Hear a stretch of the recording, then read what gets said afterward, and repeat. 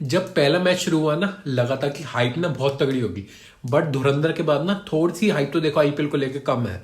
और शुरू में ना थोड़ा सा बोरिंग लग रहा था, बट जैसे जैसे पेस सेट हुई ना वो 3 विकेट गिरने के बाद मामला ना थोड़ा ठंडा था। बट जो ईशान किशन ने करा ना 80 रन मारना, वो फिल सॉल्ट ने बहुत ही इनक्रेडिबल कैच पकड़ लिया और वो ब्लाइंडर था।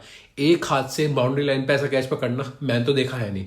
और शायद पहले दिन ही हमें कैच ऑफ द टूर्नामेंट मिल चुका है। ईशान किशन और अनिकेत वर्मा की ना बात करनी पड़ेगी, क्योंकि जो अनिकेत वर्मा करके गया है ना वो बंदा पॉकेट डायनामाइट है। और छोटी सी हाइट का है, बट जो खेलता है ना उसका कैच छोड़ा था विराट कोहली ने 26 रन पे, और उसके बाद उसने 20 रन और मार दिए। बट एसआरएच के ऊपर के 3 लोग नहीं चले, उसके बाद भी वो लोग 200 मार गए। तो बैटिंग तो तगड़ी है ही।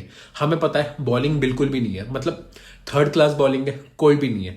और हम सबने देख रखा है कि इतने साल सबको पता है कि हर्षद पटेल क्या करता है, जयदेव क्या करता है।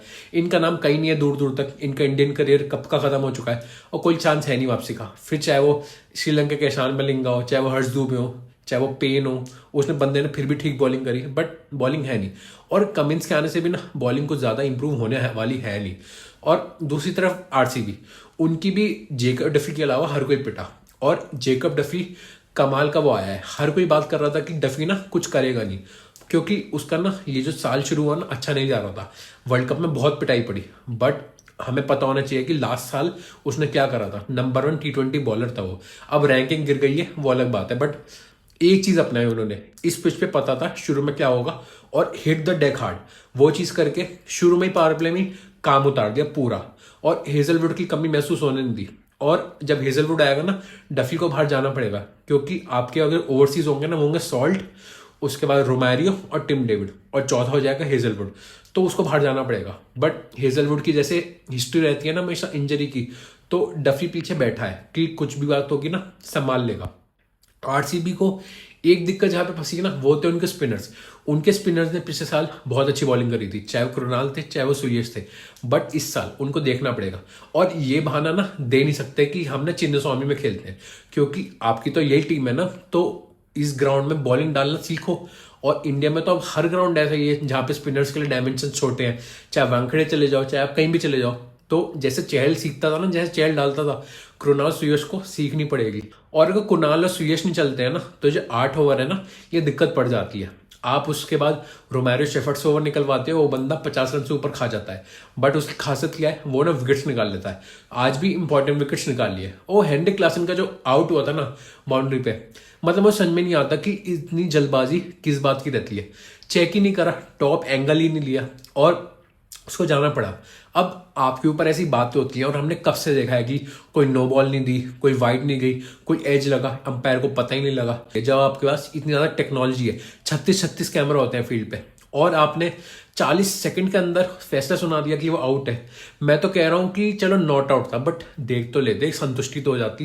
क्योंकि जो देखने से लग रहा था ना नेकेड आई को, वो लग रहा था कि उसने ना वो कुशन टच कर दिया था। बट आगे ना इन चीजों को ध्यान रखना पड़ेगा, क्योंकि we are the best league in the world. और अगर हम ऐसे ही जल्दी जल्दी, इतनी जल्दी किस बात की है कि कहाँ जाना था, क्यों डिसीजन सुनाने इतनी जल्दी, जहाँ क्या सारी टेक्नोलॉजी है।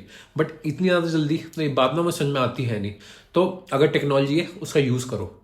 और आरसीबी की बैटिंग पे जहां तक बात आती है, वो पावर हाउस है, 8 नंबर तक बैटिंग है। विराट कोहली को पता था कि एक तरह से अगर डीडी पे मार रहा है ना तो मैं ना आराम से लेके चलूंगा, सेकंड फिडल खेलूंगा। और जब डीडी पे आउट हुआ, रजत पाटीदार ने आके काम उतारा, और फिर कोहली ने खत्म कर दिया 181 के स्ट्राइक रेट के साथ। तो जितने भी लोग बात करते हैं ना कोहली की कि ये ना तेज नहीं खेलता, वो पहले भी चेज मास्टर था, आज भी चेज मास्टर है, कल भी किंग था, आज भी किंग है। और आरसीबी को ना बैटिंग में कोई दिक्कत आने नहीं वाली। बॉलिंग में दिक्कत है, अगर हेजलवुड टाइम पे नहीं आता है, आ चुका है, बट अभी पता चले कब तक ठीक होगा। और इनके स्पिनर्स, और जो आज विराट फिर से करके गया ना, जो उसने ईशान मलिंगा को सीधे का छक्का मारा था, मतलब बाय गॉड ऐसा शॉट बहुत ही कम देखने को मिलता है। और बंदा 38 होने वाला है। उस उम्र में हर टाइम आके, हर सीजन आके अपने आप को बेटर करना ये आसान होता नहीं है। और बंदा, मतलब उसने बोल भी रखा है कि अगर मैं कहीं आऊंगा तो मैं 120% पे आऊंगा, वरना मैं आऊंगा ही नहीं। और अपना लास्ट T20 मैच 1 साल पहले खेला था वो फाइनल, उसके बाद आज आया, बट धार वही थी।